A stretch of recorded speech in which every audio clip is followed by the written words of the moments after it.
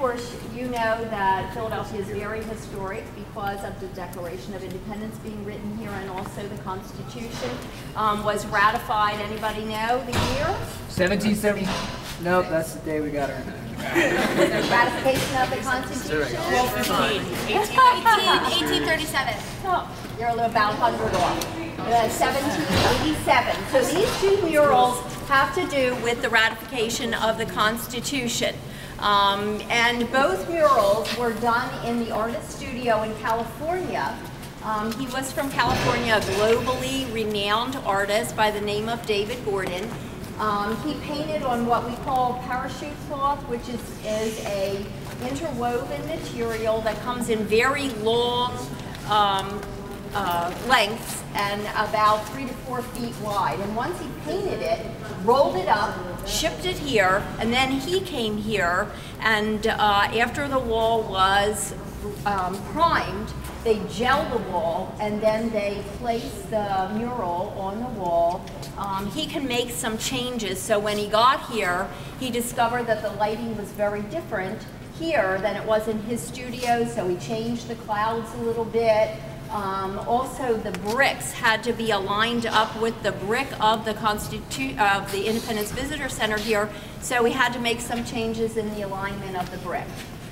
Okay, both of the murals concern how you change by empowering yourself through education or enlightenment. So we're going to take a look at the first mural here. That was called, or that is called, Apprised, and it dates back to September 1787, just a couple months after the ratification of the Constitution. And you'll see a woman over here reading a document to people in the marketplace. Now, both murals are, the setting is the High Street Market.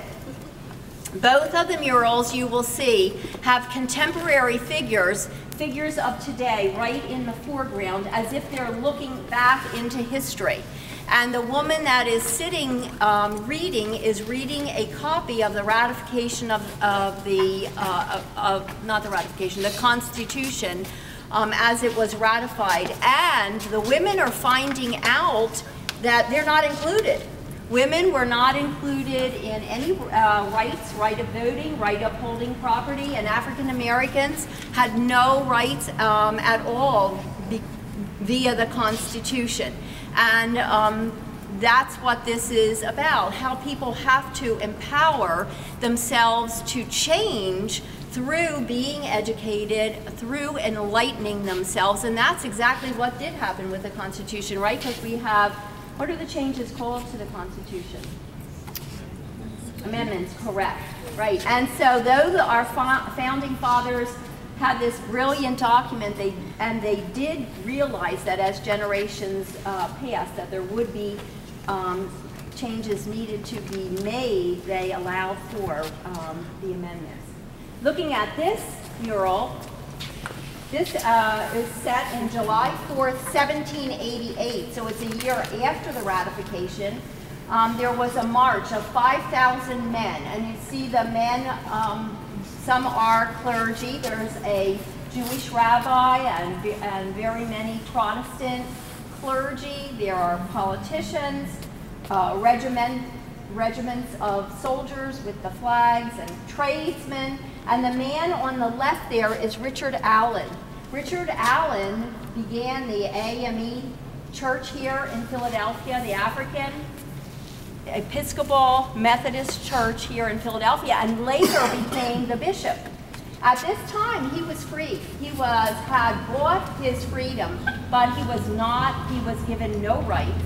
And so you can see he could not march with 5,000 other men. Women couldn't march either.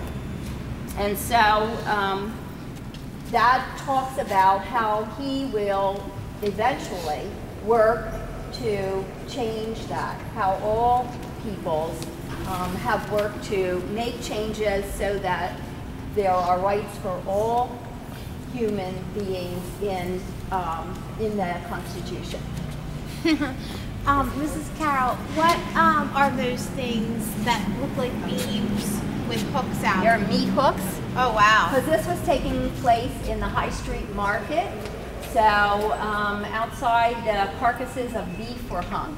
This also, same setting. What would be the High Street Market nowadays? It's second to Market and first. Yeah. Front, Okay. Yeah. First and second. Second and front. I don't know if you guys can see, but in this mural, I noticed that there is light shining through the. I don't know if they're windows or just like open spaces. Did everyone see that? I'm in this. Which I thought was interesting, being that this one reflects enlightenment for change. So I thought that was interesting. And are these the people in front like looking at the mural like present day? Yes, and through their generational eyes to the That's really changes. cool. And it's very apropos to our whole mural program. The mantra is art ignites change. Okay. So by our mural program, great changes have been made in life. Remember I talked about on the way down here how art is a form of communication, okay, which can invoke change. The other thing is how many art students are in here? How many of you take art like as a course? Do you see any elements in any of these two murals that you would recognize in art class? What?